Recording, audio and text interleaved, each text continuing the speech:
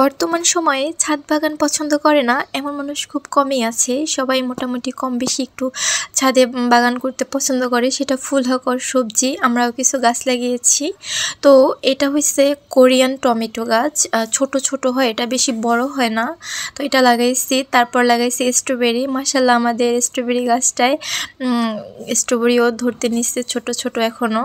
এই যে স্ট্রবেরি ফুলও আসছে, এটা আমাদের জন্য অনেক স্যাটিসফাইড যে আমরা গাছ লাগিয়েছি, বেশি দিন হয় নাই।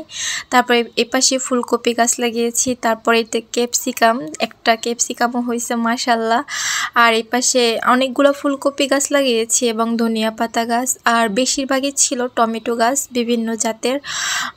আর এই যে ছোট কাঁচা মরিচগুলা, এগুলা ছোট ছিল, বেশি বড় হয় না মরিচগুলো। আর এই পাশে লাগিয়েছিলাম একটা ড্রাগন গাছ। তো এই তো আমাদের ছিল ছোট একটা বাগান। এখানে আবার আমার ভাগ্নি ফুল গাছও আইনা লাগাইছে।